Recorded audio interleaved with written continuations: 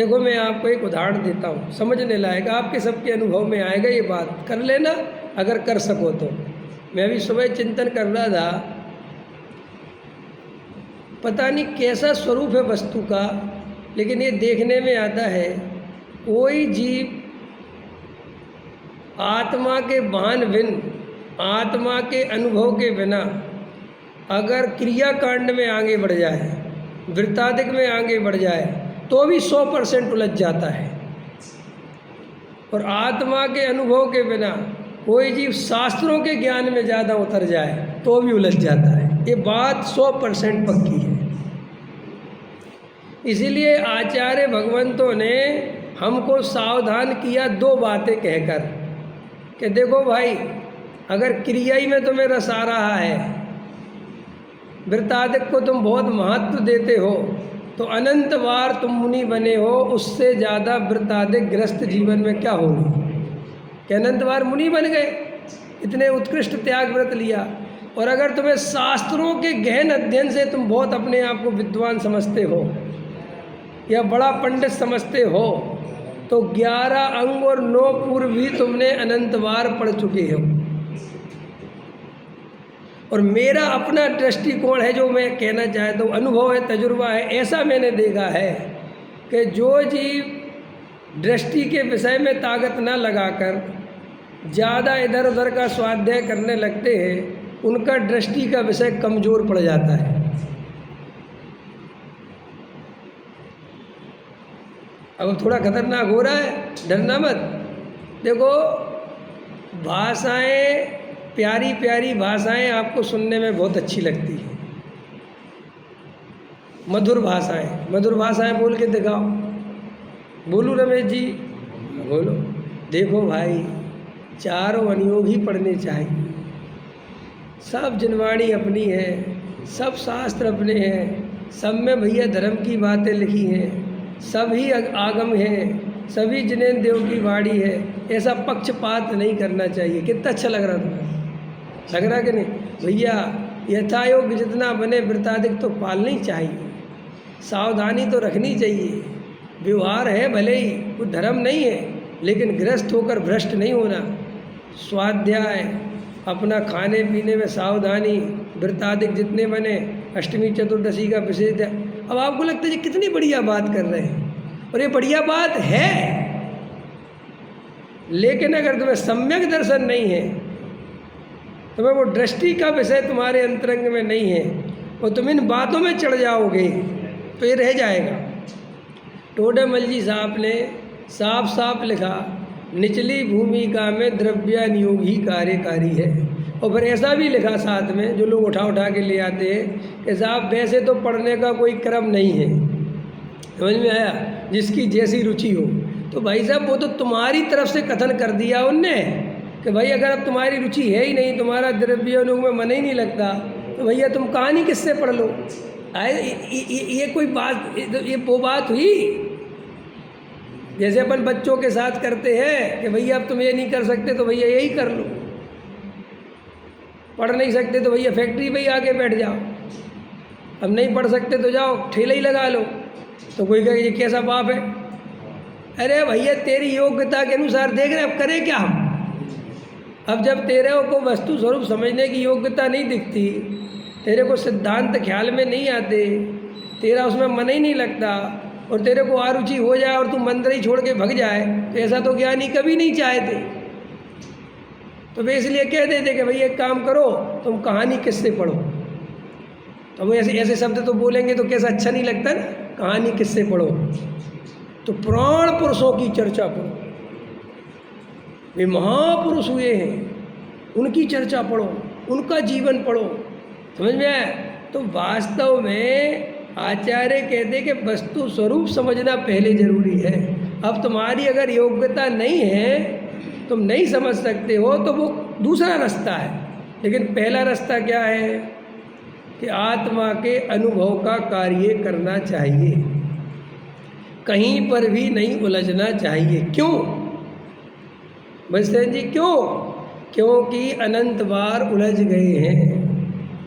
ये बड़े भाग्य से पूज्य गुरुदेव श्री के निमित्त से अपने को जो ये तत्व ज्ञान मिल गया है, समझ में आया, जो आत्मा की एकत्व भक्त भगवान आत्मा की चर्चा अपने सुंदर कानों में पड़ रही है, इसको किसी भी कीमत पर इधर उधर मत करना।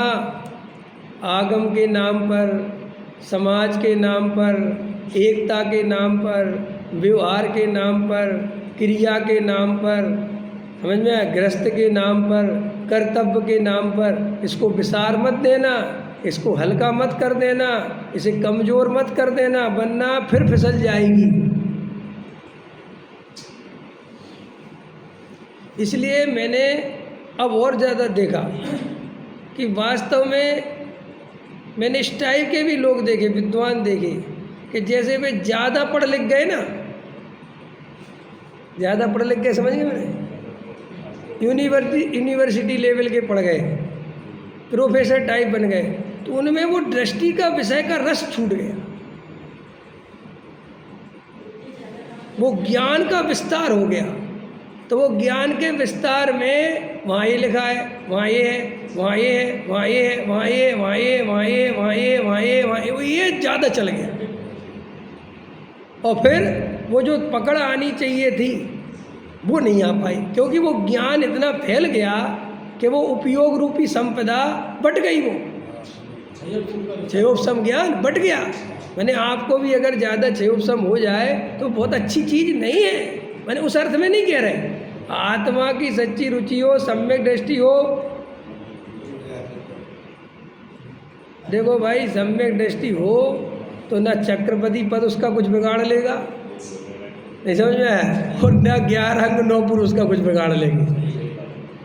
जिसके पास दृष्टि है, गुरुदेव श्री ऐसा फरमाते थे कि जिसके पास दृष्टि है, दृष्टि की डोर अपने हाथ में रख, पतंग चाहे जितनी ऊपर उड़े, उड़ने दे, कोई डरने की बात नहीं।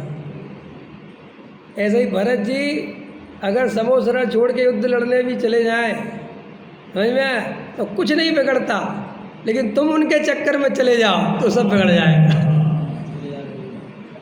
साहब ऐसा क्यों?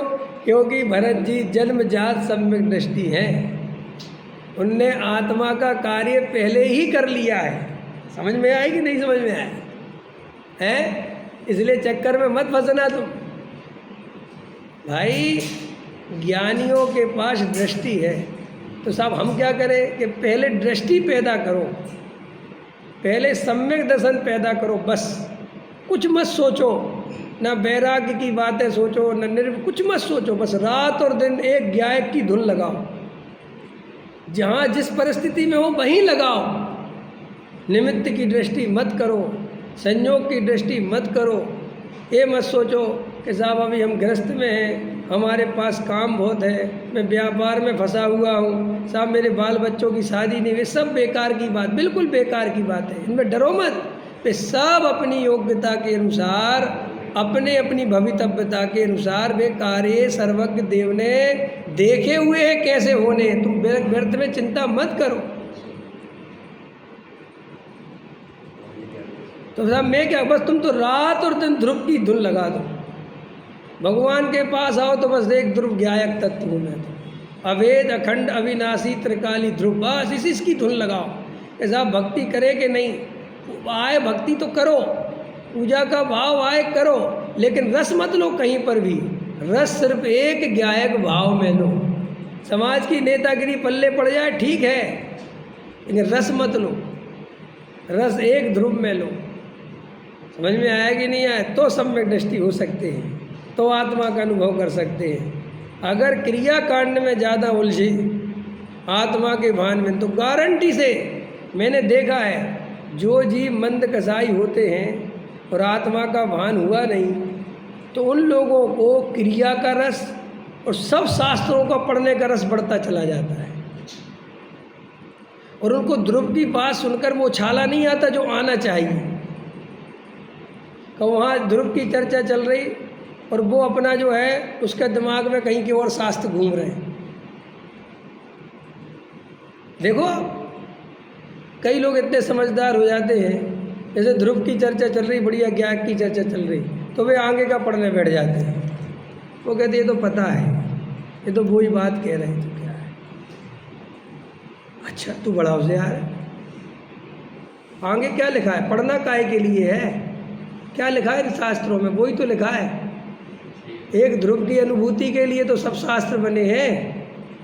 ये कोई हम कोर्स पढ़ रहे हैं क्या? हम कोई परीक्षा देनी है क्या? कोई IAS ऑफिसर बनना है क्या? शास्त्रों को जीव पता नहीं इस टारगेट से क्यों पढ़ता है, जैसे इस शास्त्रों को पढ़ने से केवल ज्ञान होता हो।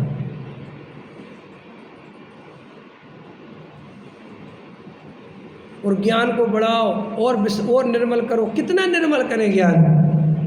ज्ञान वेद ज्ञान से निर्मल होता है कि शास्त्रों के अभ्यास से? बोलो। निर्मल का अर्थ पता है पंडितों का? निर्मल का अर्थ क्या है? निर्मल का अर्थ है तुम्हें सारी अपेक्षाएं पता होनी चाहिए। इसको निर्मल समझते। कहाँ कौन सी अपेक्षा से कथन है, कहाँ अनेकांत कैसे लगेगा, स्यादवाद का कथन कहाँ है, व्यवहार का कथन कहाँ है, परम शुद्ध नय का कथन कौन सा है, सद्भूत व्यवहार असद्भूत व्यवहार, एक देश शुद्ध निश्चय नय, साक्षात शुद्ध निश्चय नय, पर्याय की अपेक्षा कौन सा कथन है, दृष्टि का समय का। इसको समझते कि जितनी तुम्हारे ज्ञान में ये सब अपेक्षाएं पता होंगी उतना ज्ञान तुम्हारा निर्मल है। और परिणति में भेद ज्ञान गायब है।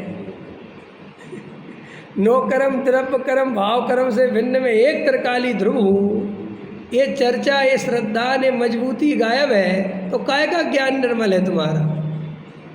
फिर 11 अंग और 9 पूर्व वाले ज्ञान को निर्मल क्यों नहीं कहते? उसकी पूजा क्यों नहीं करते?